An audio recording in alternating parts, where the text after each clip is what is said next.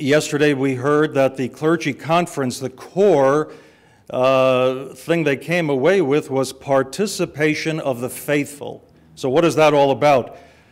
We want to serve, but we're waiting for the call. So I was thinking back, when did I first get the call? Very briefly.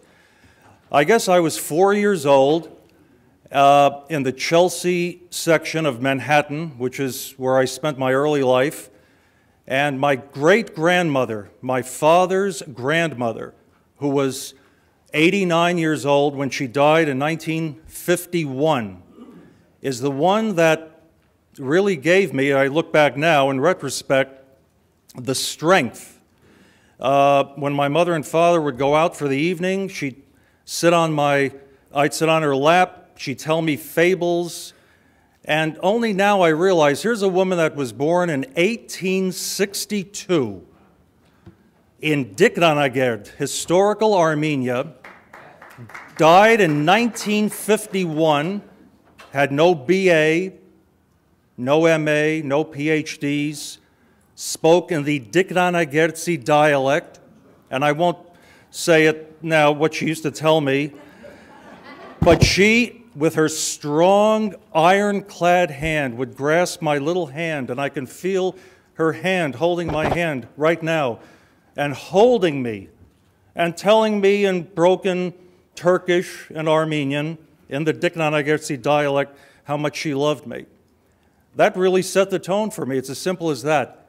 So now we go to Bridgeport, Connecticut, late 1950s, and our Holy Ascension Church, which was then on Barnum Avenue in Bridgeport, didn't have a permanent clergyman for a number of years. And in 1959, we were advised by then Primate Archbishop Sion Manukyan of blessed memory that a deacon in charge would be coming to our parish. So 1959 is the next point in my spiritual journey. The deacon in charge came. I was in my own little cocoon downstairs in the hall. I was in Sunday school. It was cool. It was fine. I was perfectly content at that part of my life. But one day, he said to me, "Tom, I want you to put a shabik on and to start reading the Untertsum, the readings in English, before the Avederan reading." And I remember saying, no, I don't want to go. And he literally twisted my arm. I saw him after Badarak speaking to my dad, and they were planning. And so with my father and mother's encouragement, I put a shabik on. I started doing the English readings, 1959, 1960. And by the time he left the parish in 1962, I guess I had started my journey at that point. I owe a lot to him. Deacon Krikor Voskanyan.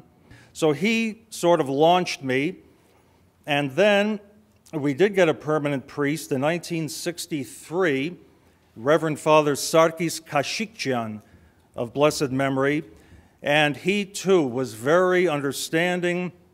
He saw a young American-born Armenian fellow who was trying to do good in church, essentially. And I learned a lot with Der Sarkis as well. Then he went on to the Windy City, I believe, after that. And I've learned and try to pass along to young people today in our parish that everyone has gifts, that real leaders have followers. They don't work in a vacuum. And that God is calling us, but we have to listen to the call, and the call requires a response.